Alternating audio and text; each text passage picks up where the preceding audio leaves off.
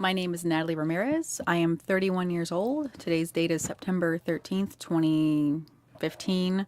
Location, Sacramento, California. Relationship to the partner is my best friend of like 19 years.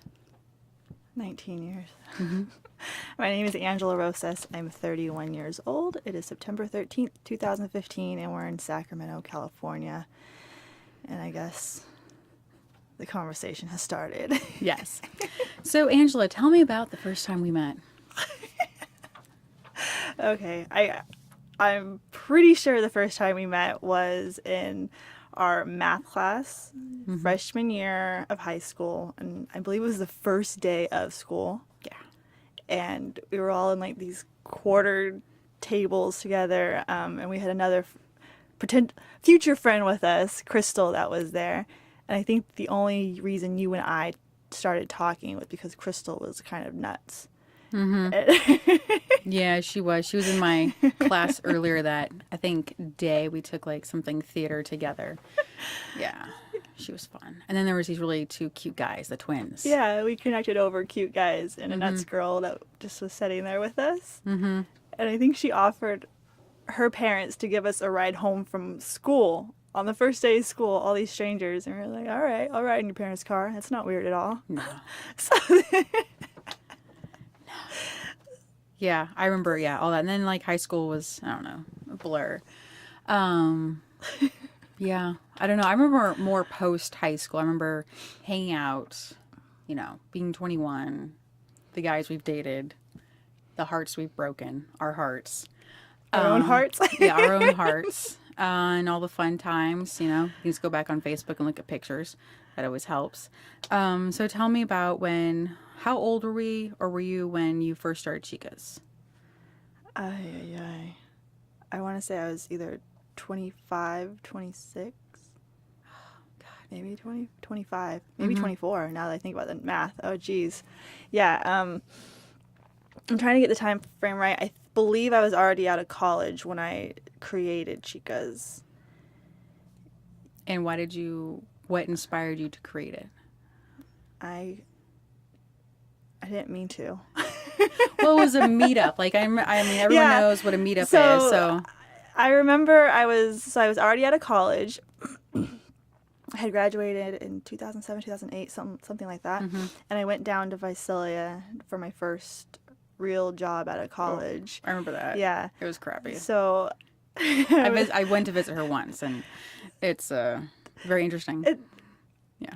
I remember we went through it smelled delicious. It wasn't that, but I remember I visited you because you hated it down there, and we went through a DUI checkpoint. I'd never been through one, so I was kind of excited. Fresno's awesome. Yeah, and I was sober. We just picked up alcohol, and when we were picking it up, I guess something happened in the mini mart. This is how ghetto it was. Something happened where I didn't realize the guy came in crazy. I'm just trying to find something to eat. He was covered in blood. And I didn't realize it. I'm just like, where do I get alcohol and food?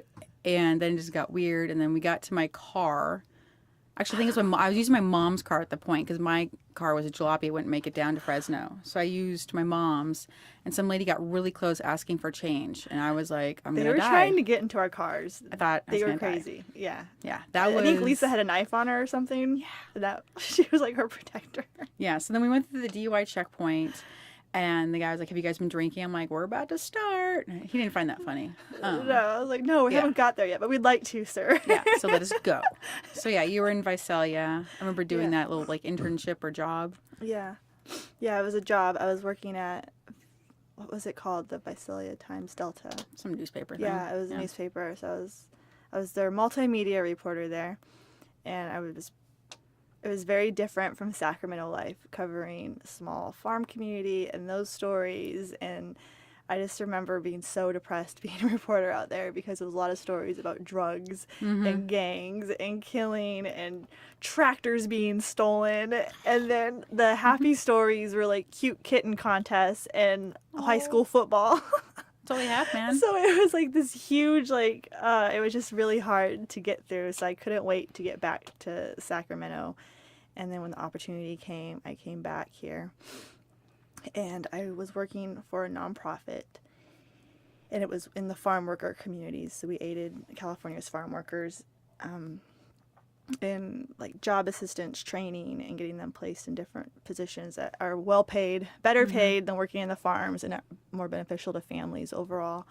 So I was working there, and so all throughout college, I had always, even high school, I was big on volunteering. Like volunteerism was I now realize at my age now that volunteerism was a way for me to kind of escape in high school. Because I didn't like high school. I didn't like a lot of things at that age. I didn't like being at school. I didn't enjoy the work. I didn't enjoy the people. Like, I didn't really like being home.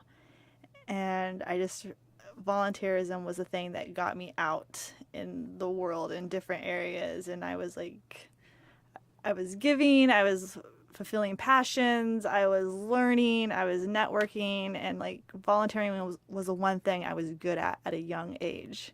See, that's crazy. 'Cause, like, I didn't know you really volunteered a lot because in high school I chose the other path. You know, I hated high school, hate all that shit, and I chose drugs. And I didn't know you did all that until later on, which is funny. Like, you know, you did the summer camp, you did this and that, and I was just like... Volunteerism was my drug of choice. Yeah, and mine was like pot and everything else, which I'm not going to talk about because we're recording this. But it's nuts to think you can go 5 different ways. Oh, and yeah. who knows where you're going to end up. It was really interesting because when I look back at my high school days, like I wasn't a good student, and I ditched a lot, and I smoked a lot, and I didn't like being at school. I didn't like the work. I didn't like the people. I felt it was a waste of my time. It was. And I still stand by that statement. I feel like it was a waste of my time. But for some reason, I really enjoyed being in the community. And like I worked at the Sacramento Zoo. I led their summer camps during the summer, like in high school, and like that I stayed sober for that. Like I enjoyed that, and it was something that I looked forward to. And I would catch the bus and go out of my way to get to my volunteer gigs. And I'd volunteer at the Sacramento Children's Home, and I would go out of my way, and that was like obligations I always made. Like I always stuck to those. Anything else in my life, like I didn't really care about. And then I remember finally coming back to Sacramento to work after my stint in Visalia. And I just kept volunteering because that's what I like doing. And I started volunteering more with different organizations, more adult organizations, more things I can get involved in as an adult. And one of those was WEAVE, so Women Escaping a Violent Environment. So that was the one I started volunteering at in 2007. And I became trained to be a peer counselor. So I got the state certification to counsel sexually assaulted and domestic violence victims. And then I was also went through their training to become a public speaker and represent them and lead their domestic violence workshops. So I just got really like pushed into that world. And when I was pushed into that world, like it was a bit heavy because as a child, I witnessed a lot of things in my family, and domestic violence is kind of something that I had witnessed in different realms, and same with sexual assault. Like those weren't something that was new to me, basically. So volunteering for WEAVE was also kind of a way for me to heal myself and kind of learn. I heal from understanding, and I heal from giving back and being a positive light, I guess, in those things that have affected me. So in volunteering for WEAVE, when I was there, I also noticed that we had a lot of Latinas coming through, a lot of people who they spoke Spanish, but a lot of them they spoke English as well. But there was more like cultural barriers that really kept them from getting served adequately. And if you looked at the staff, like most of the staff were predominantly white. You look at the volunteers, most of the volunteers were predominantly white. And a lot of people would come to me like, "Oh, Angela, you're the Latina. Like, help these people, help these other." And it was a bit disheartening to see, because one, I don't speak the language fluently, so I was like, I can help like some people. Yeah. And two, it was just kind of made me realize that we're using these services, but we're not really giving back. Like our culture isn't a culture of volunteerism. It's not. And I look at my own family, and like when we have issues, like we keep it inside our family. We deal with it in the family. Like we don't go out. So to think that there's actually like Latinas that step up and go through these organizations, or Latinos that use these organizations and actually get help, like that's kind of something we're not known to do, to actually go out of our families and receive help. So we don't even think that there's people out there that need help, you know? So when I realized that, I was like, all right, one, I can't handle all this need, this demand on my own. So I just went on Meetup and I was like, hey, I need some Latinas to volunteer with me at Weave because there's a huge demand for Latinas. And then it just kind of exploded because domestic violence is only one of the things that affects our community. So we started looking at children's issues, you know, family issues, just so many different things that affect the community. And it just kind of, Chicas Latinas snowballed into something. Would you say Weave now? Because I feel like when I go there, I do see diversity. Do you think there's diversity there now? I think it fluctuates. Okay. I mean, it's a nonprofit. When it comes and it goes. Yeah, it comes and it goes, and it comes when funding changes, staff changes.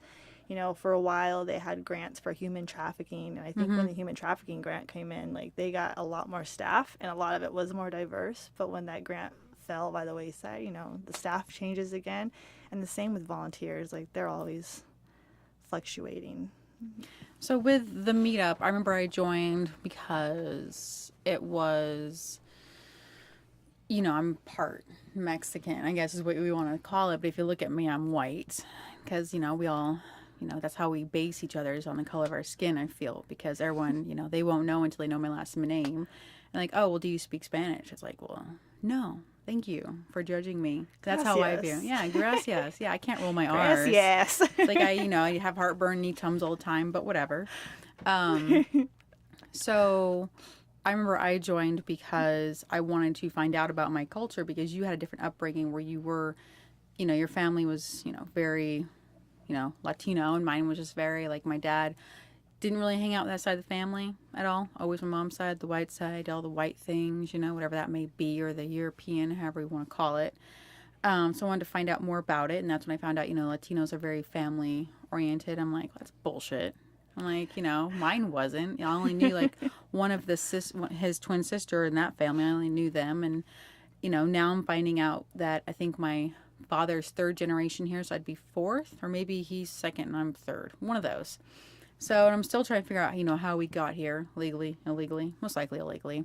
But at that time, it really wasn't a big deal. Right. So I know I got involved because of that. And, you know, there was a lot of, like, you know, I remember you guys volunteered to help a family, I think is what it is. Like, we volunteered, I forget which group it was, but we took on a family at Christmas time. And you guys, you know, did presents and you did altars, the Day of the Dead, Dios Muertos. And that was a pretty cool concept because to me, it takes, like, I don't know if that's a religious thing. I still don't know. But it's a good way, or I love the idea of celebrating the dead and honoring them and thinking that there's some place compared to, like, I don't know. It's their version, I guess, of heaven and hell. Because that Book of Life movie really explained a lot to me. Like how there's that other underworld. I think it's heaven or hell, depending on which family members are waiting for you. Yeah, like if anyone's thinking about you, like if no one's thinking about you, then like you're in this hell. It's like, well, that's depressing. But that's religion. So I remember I got involved for that reason, and it just I wouldn't say it kept me out of trouble because I still get in trouble to this day. But volunteering definitely, it gave me a sense of being more thankful because I feel like, you know, most of the time I feel like I'm like in a shitty place, but when you give back, like on those Sundays when we feed the homeless, or on Christmas when we do that, or run to feed the hungry, or even the SAC Crisis Nursery Center, some little kid, like, you know, brightening up someone's day, because I know I have an issue with taxes and programs like that, but when I go and help out, it's like, wow, okay, my money's going to use, or I could personally give more time, right, and I can make a difference. So I remember, you know, when I first joined, it was like, but then I was like, I kind of like this. Like, yeah, it is Chicas Latinas, but more people are getting involved, people of, you know, different sexes and races and whatever. And that's where, you know, I'm happy. I don't know when I got involved, but it's just, I think it made me a more appreciative person instead of being bitter at 31. I don't know. So when did it became a meetup, and then why did you decide to make it a nonprofit? Because it got bigger than me. I couldn't do it anymore by myself. I had a job. I had a full-time job. Hate those. had a job. I had just maintaining a normal life. Like I was in my 20s. I was still like young and just building myself out of college and my own career and my own relationships, and then to like accidentally have this huge program that I didn't mean to do that. So it just got way bigger than me, and I went to my active members and I told them either, I quit my job or I quit Chicas Latinas, because I can't invest my time and my energy in both. Like something was gonna hurt if I kept in both. So, and they all were kind of behind me in keeping Chicas Latinas, and I was okay. So we're gonna need board members, we're gonna need money, we're gonna need like people who know how to do this stuff, because I don't know what I'm doing. And our members didn't want to see it go. The community didn't want to see it go. We had already established such a great relationships and had done so much work in the community, and I just honestly couldn't not push on with it. So I just said, okay. So I quit my job at the time, and I focused. Which job were you with at the time? I was doing marketing and PR for an insurance company. Okay. And that's can only be so fulfilling. So it wasn't an issue really. And I remember like I had a little bit in my 401k, and I had a little bit of savings, and I had like these empty credit cards. And I just told myself, like, I know I need to go back to work once I need to touch my 401k. As long as I don't touch my 401k, then I'm okay. And that was kind of like my boundary for myself. And I remember my parents were totally freaked out. I don't think they were too, like, thrilled about my decision. But I did it. And in my studio apartment, I didn't have a job for almost 2 years. And I created the nonprofit from my kitchen.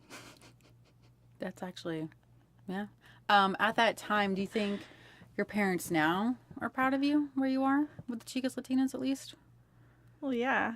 What are we going to do? So then all that worry, they're just, for 2 years. Well, you think about like your parents and my parents. That I just feel like a lot of them come from they have that generation of, you get a job, you get one that has benefits, you stay long enough to retire, and that's the American dream. Like, that is what you do, and you're lucky to have that.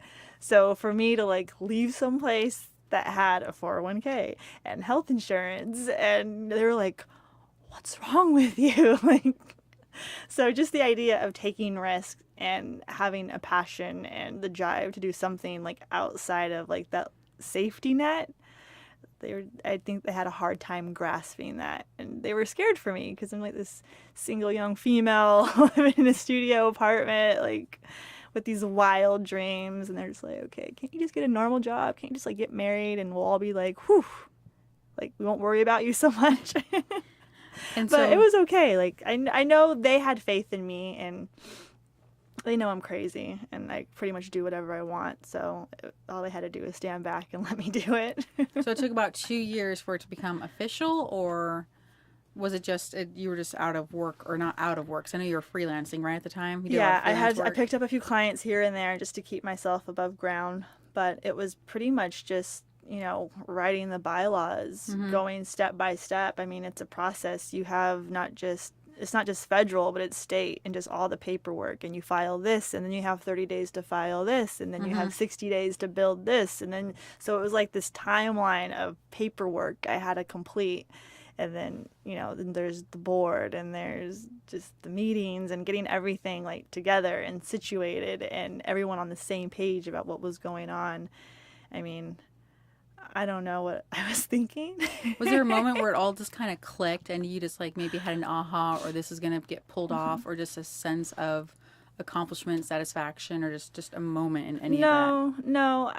I would say I've had many times where I felt discouraged, and I was just like, oh crap, like this is all going to come crumbling down. Like, I'm not going to make it. Chicas isn't going to make it. Or I just felt, there's moments where I felt really disheartened, or someone would have betrayed me, or like things like, because I've been screwed over quite a few times these last 6 or so years with Chicas Latinas, and just because it's business relationships, and people you know, when you have something of value, people will try to take advantage of it, or the names that are associated with it. And there was a few times where I was just like, I'm not strong enough for this. This isn't, you know, I'm not in the right place. But every time I had those feelings or that discouragement, like clockwork, out of nowhere, like something else would show itself, and it'd be like, no, you're okay. Like something would come out of just some good news, some person, something to like just strengthen me. So every time I felt discouraged, and there's been a few times where I was on the brink of just calling it quits, but you know, within a week there was something else that was like kind of, nope, you're good.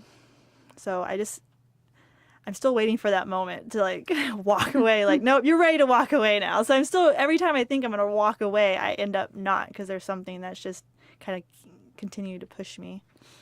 When it became official, how did you feel? What were you doing? Do you remember the moment?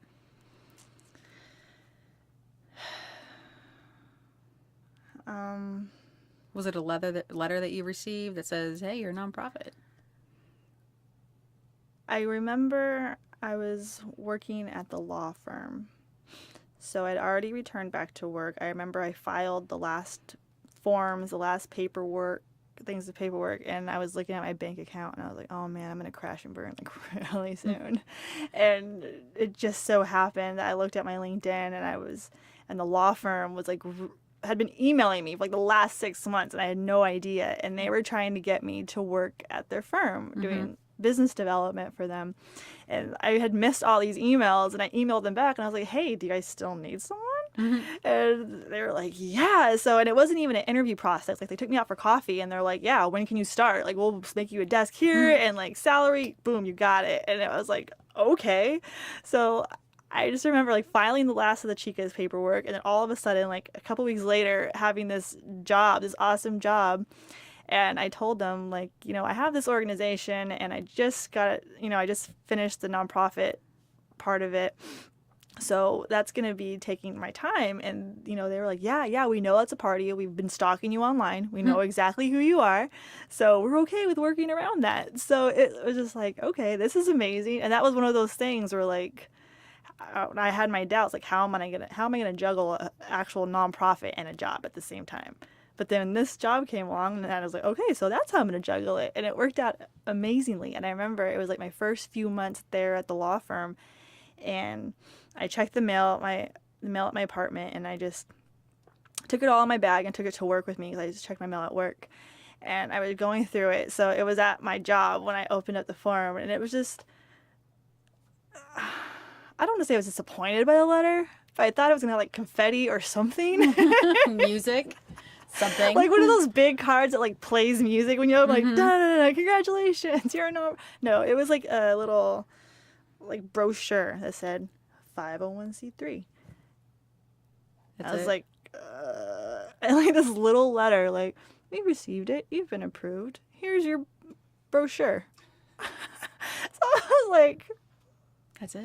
I can't show my parents this. Like, this is lame.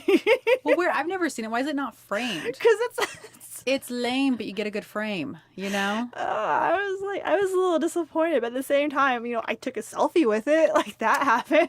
Oh, yeah, it's official. You instied it. Yeah, I did. And I felt extremely excited. And I don't know, like, the feeling I got, I was more in disbelief that I actually did it, and I pulled it off. And I just remember thinking, like, what the hell? Like, you're nuts. Who does this? I know. When most people are concerned about, I don't know, what we should be concerned about, I guess, marriage and kids and stuff, we're just like, we just want to work and have fun. And I mean, what you did, though, what you pulled off was something amazing. And to see where it is now and the people you have involved and the people that, you know, care and want to give back. I mean, we just wrapped up, a shoe drive, and how many shoes did we collect?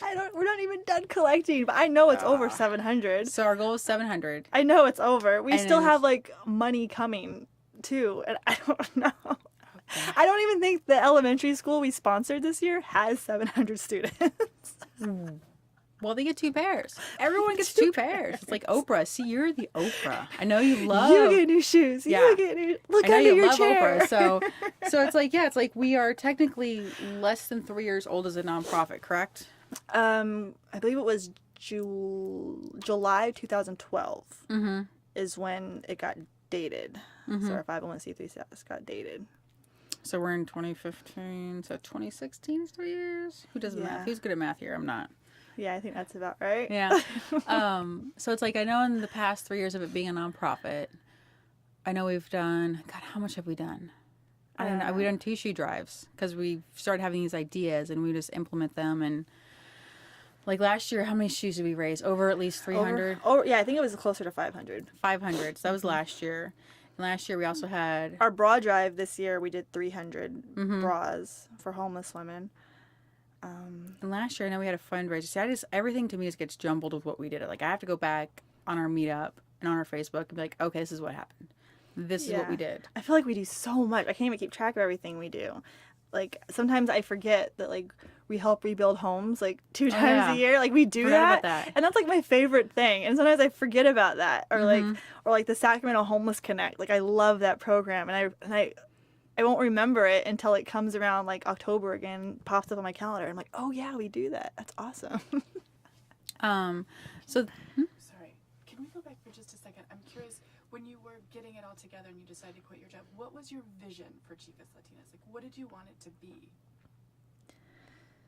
So my vision for Chicas Latinas, at that point, it was already a couple years old, and it was mainly volunteering. So it was like volunteering cultivation, getting Latinas volunteered in the community, just serving our people, serving the organizations that serve our people, but just serving the community in general and just getting involved and active in volunteering for our community. So that was my biggest objective with Chicas Latinas. But then there was also the cultural aspect because, you know, like Natalie was talking about her culture and wanting to learn more about it and be more a part of it. So did I, because even though I grew up with a traditional Mexican family, like I don't speak the language. A lot of the holidays we don't celebrate. My mom was raised, you know, Baptist. She was adopted by a white family when she was a baby. I just happen to have a father who has a wonderfully Mexican family who loves, you know, all the traditional music and food. So when I think of culture, all I know about us is music and food, and that's okay with me because I absolutely love that stuff. But there was more about the culture and the history that, you know, I wanted to learn about myself.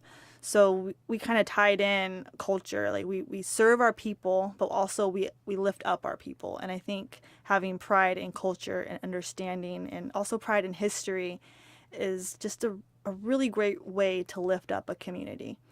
So, and bringing to light, you know, our festivals, our holidays, and just learning more about it. Because I know something I haven't really talked about yet was just not really knowing how to identify myself. Like, yes, I have a last name that's Mexican. Yes, I have, you know, clearly I have a tan year round. You know, it's a nice tan. Thank you. Yeah. I am Latina, but, you know, I'm American. I have American values.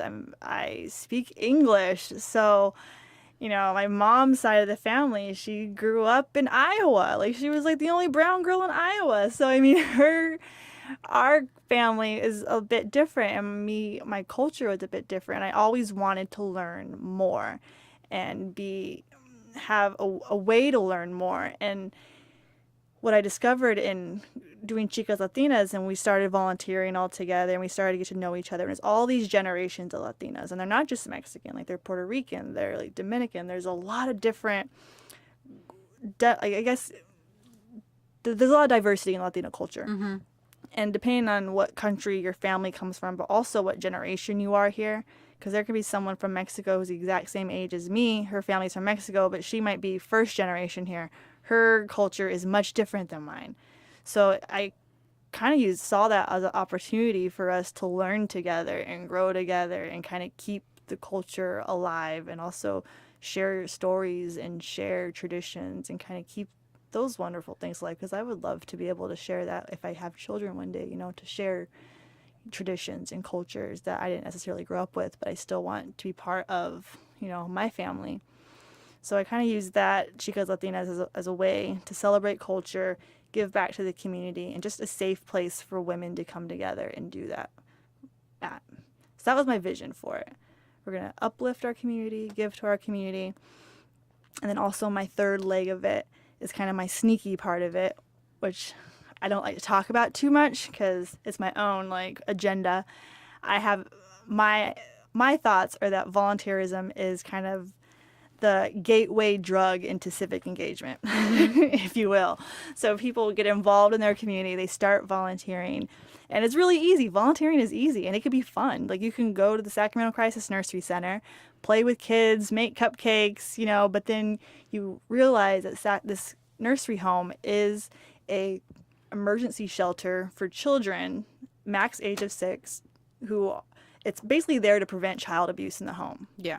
So their families can drop off children at these places for if there's drugs, alcohol, violence, if families are having court proceedings, if the family became homeless and their child needs a place to stay. This is an emergency shelter for children.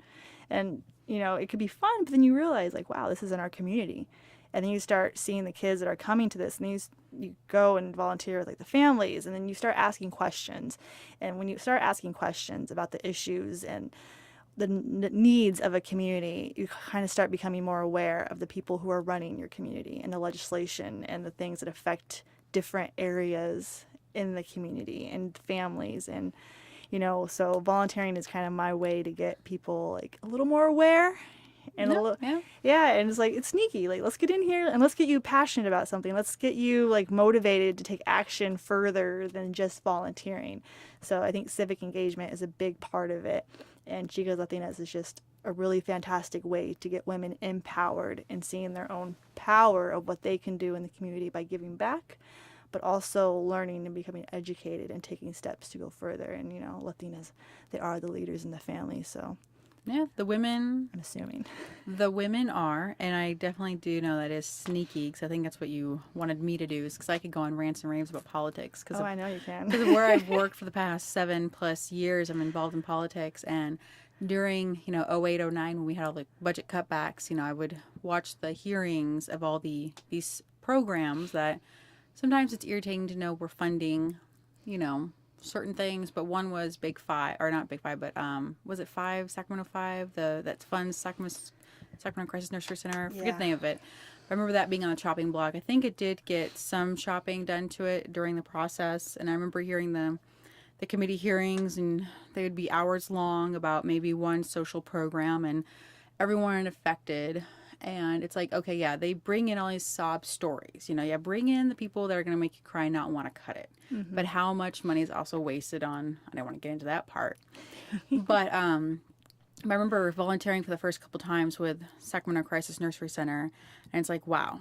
Okay, kids are basically victims here. They're innocent. Innocent. It's the parents are...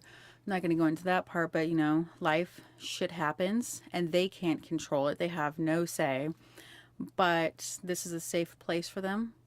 It also does help them, I know, because everything is so strict there. The time they go eat and the way they walk in, they wash their hands, they do this and that. I think it helps with some structure because there's no structure in their life. But when we go that once a month and we make a lunch for them and an activity, it's I know for at least that, it's there's a little bit of love and hope. It's they feel it. It's not just a structure and feeling like a daycare. And because, I don't know when sometimes their parents, they could leave them, for 30 days, right?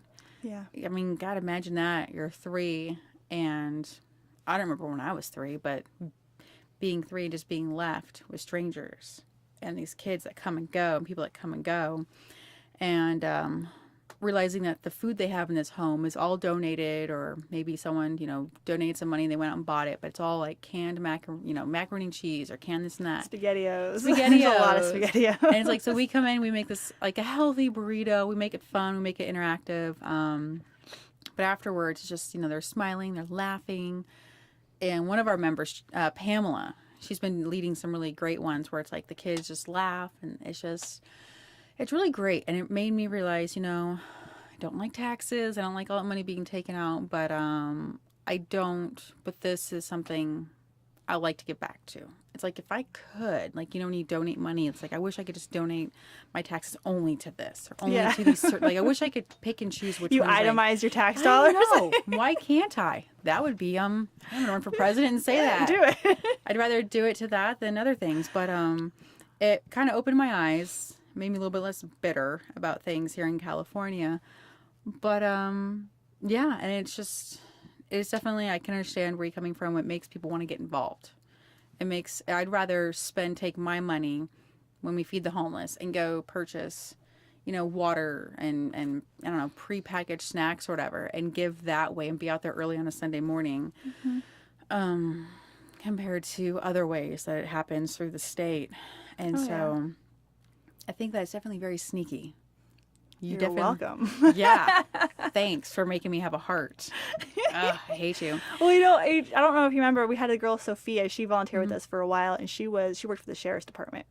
And she would come out to volunteer and feed the homeless. And she told me one day, she said, normally, as a sheriff, I would kick you guys out. Like, it would be my job to kick you guys out. She's like, I love that I don't have to be a sheriff right now, and I can just be a community member, and I can give back to you. And she's like, and for the first time, I'm having conversations with these people. I'm feeding them. People that I would normally be putting in the back of my car, I'm getting to know.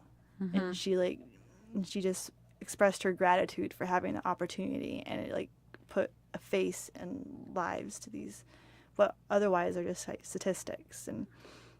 And that, I think, that's probably one of my highlights in Chicas Latinas, was just hearing her say that, because, when you have your job, you have to do your job 9 to 5, whatever, and your day-to-day life, do what you're supposed to do, but it's sometimes you need to have those personal elements.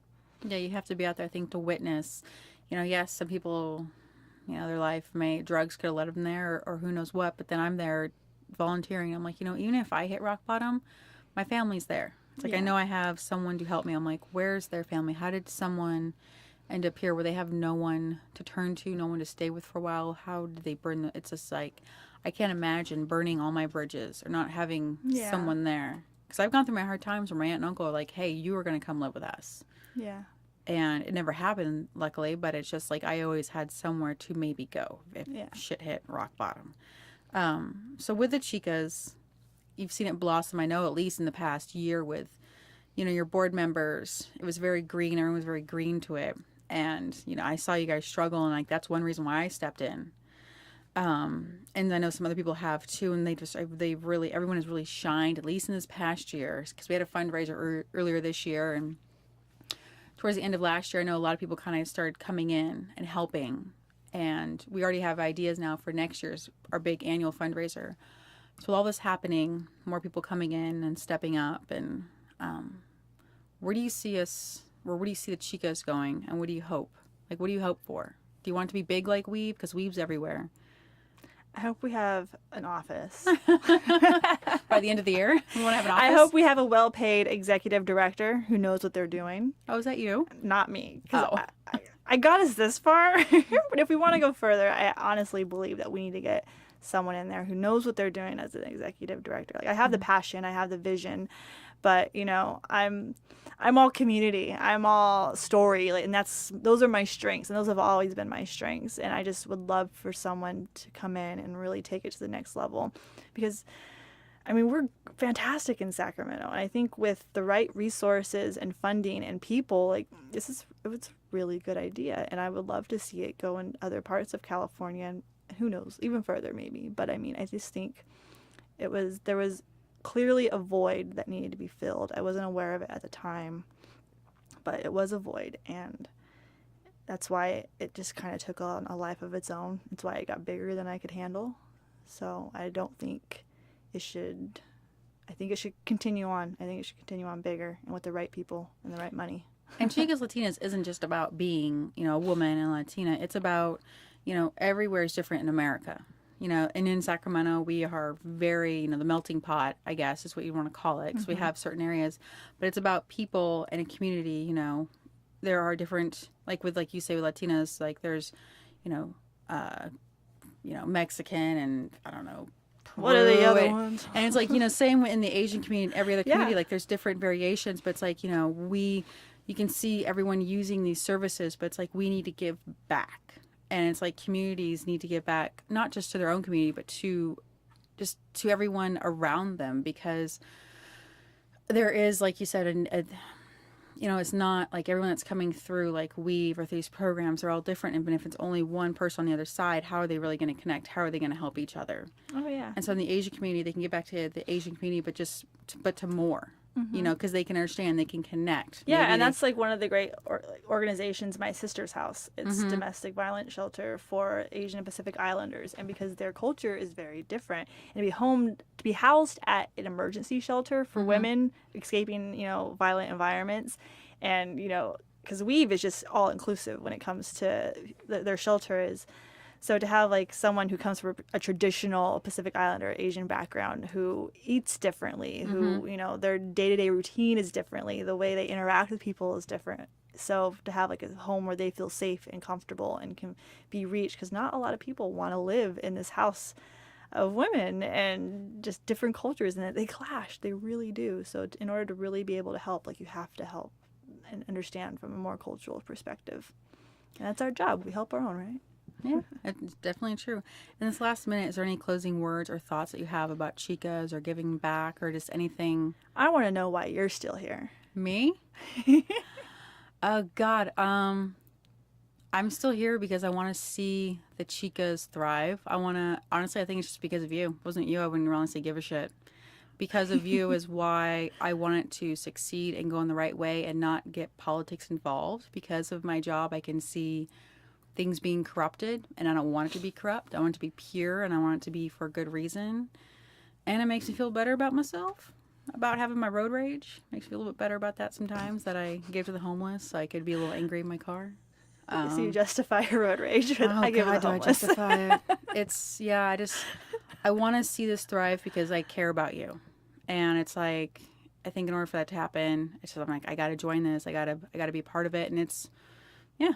I don't know. It's just this thing. I want to see something thrive, and I get to call myself president. Yeah. I'm president of Chicas Latinas, and you're executive director. There you go. Yeah, I just know that's why I stick around, and it can be fun. I get to go eat tacos every now and then, get some pay-in. Taco Tuesday. Taco Tuesday. So yeah, in the last couple seconds, do you have any closing words for the listeners? For the listeners? Yeah, the listeners. They're not viewers. For us. I'll probably just share this with my parents. Oh, that's lame. Sorry, Mom and Dad. I didn't really skip school. She that totally often. skipped school. We went back to my house and did everything. Okay. Well, then this has been, I guess, a great conversation. Yeah. We got to know more about each other. And we were sober for it. So, thank you for listening. This is StoryCorps. Yeah. Thank you, Angela. Thank you, Natalie. Okay. Love you. Bye.